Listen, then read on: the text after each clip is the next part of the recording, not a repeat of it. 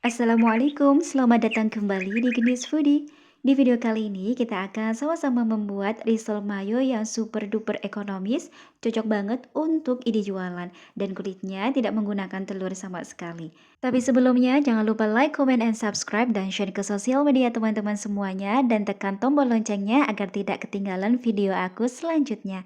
Hatur nuhun. Untuk langkah pertama, bisa siapkan 2 buah sosis dan 1 potong sosis. Nah, ini kita bagi menjadi 3 bagian.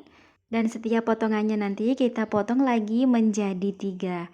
Jadi, nanti akan menghasilkan sekitar 21 potong sosis. Dan ini aku gunakan pisau roti yang sangat tipis banget ya, biar nanti itu motong sosisnya tuh lebih enak dan tidak terlalu tipis banget. Karena jika menggunakan pisau yang terlalu tebal, nanti potongan sosisnya itu agak sedikit lebih tipis. Lakukan hal yang sama sampai semuanya selesai. Setelah itu kita goreng sosisnya dengan menggunakan minyak yang sedikit saja ya. Jika sudah matang dan coklat seperti ini, bisa kita matikan kompornya dan kita tiriskan minyaknya. Lalu kita siapkan 2 butir telur. Potong telur menjadi 2 bagian. Setelah itu, potong telur menjadi 5 bagian. Kalau teman-teman mau lebih hemat lagi, bisa dipotong menjadi 6 bagian. Cara motongnya dengan cara dibalik seperti ini ya.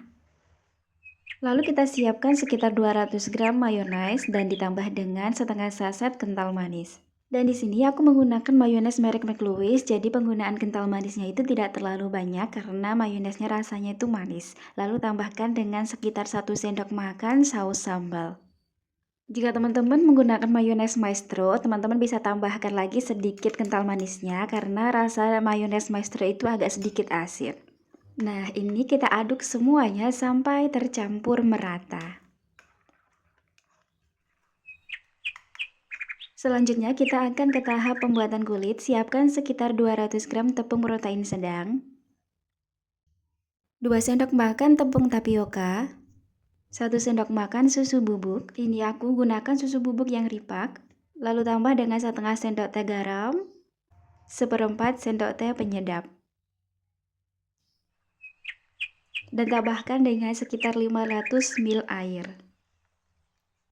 Aduk semua bahan dengan menggunakan balon whisk sampai semua tercampur merata. Tambahkan dengan 1 sendok makan minyak sayur. Saat penambahan minyak sayur, pastikan adonannya masih kental, karena kalau sudah terlalu cair, minyaknya tidak bisa menyatu. Baru setelah itu kita tambah dengan air. Untuk penggunaan airnya disesuaikan dengan kelembapan tepung masing-masing. Kalau minyaknya tidak bisa menyatu dengan adonan, biasanya saat didadar hasil kulitnya itu jelek ya teman-teman. Dan untuk konsistensi kekentalannya teman-teman bisa lihat di video ya. Selanjutnya ini kita saring agar tidak ada bahan yang menggerindil. Siapkan minyak sayur untuk dioleskan ke teflonnya. Olesi teflon dengan minyak dengan menggunakan tisu secara tipis-tipis saja. Lalu tuangkan adonan sebanyak 1 sendok sayur kecil, ini sambil diputar-putar. Nah, kalau ada yang bolong-bolong seperti ini bisa kita tambah sedikit-sedikit saja.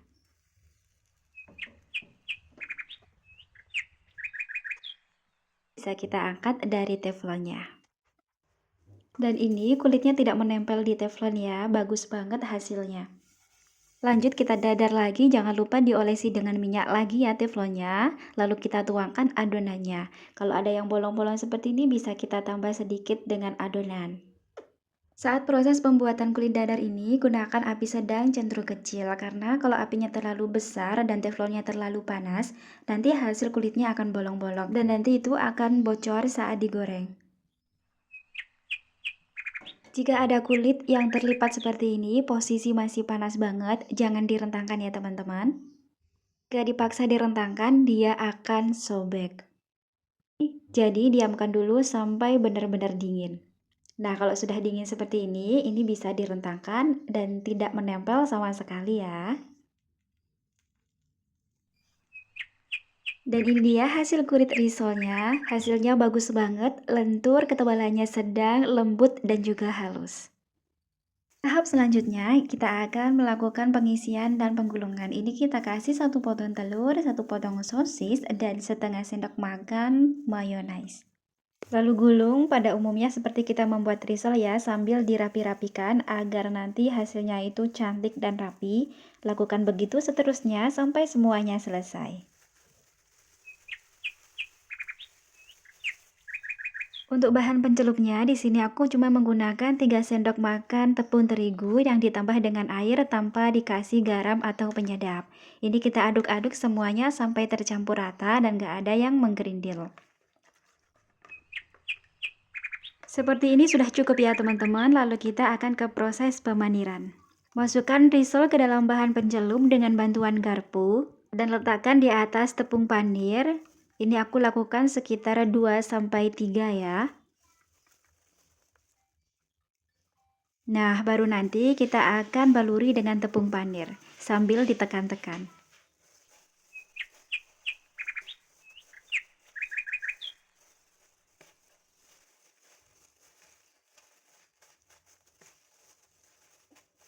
Lakukan hal yang sama seperti yang tadi ya, celupkan dan kemudian letakkan di atas panir.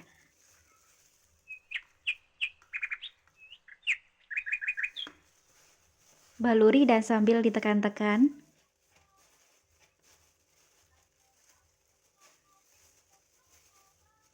Lakukan hal yang sama seterusnya sampai semuanya selesai.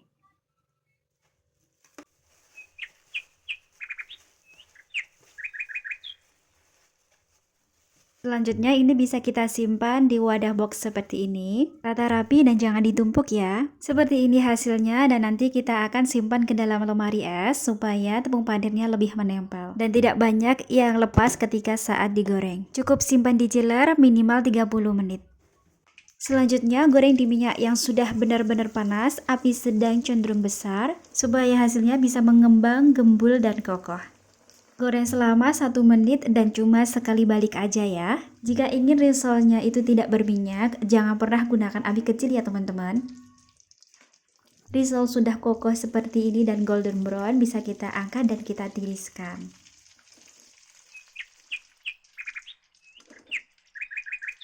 Sebelum penggorengan yang selanjutnya, minyaknya disaring terlebih dahulu, baru masukkan risolnya. Nah, ini lakukan hal yang sama sampai semuanya selesai. Supaya hasil risolnya tidak kempes, ini kita tata sambil kita tiriskan minyaknya ya.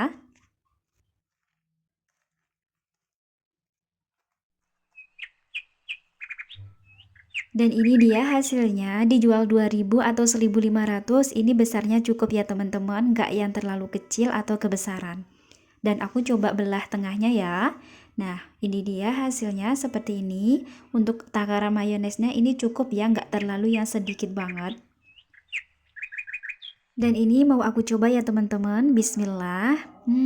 Rasanya ini tuh manis ya, nggak yang tipe risol asem gitu. Nah, ini dia hasilnya. Kalau teman-teman mau jual, bisa dimasukkan ke plastik OPP seperti ini ya. Ini aku pakai ukuran 12 x 12, tapi kalau mau yang ukuran panjang bisa pakai 7 x 18 atau 7 x 15. Untuk estimasi harga jual dan modalnya nanti akan aku tulis di description box, dan harga jual disesuaikan dengan wilayah masing-masing ya. Terima kasih sudah menonton, jangan lupa coba resepnya dan sampai jumpa di resep selanjutnya.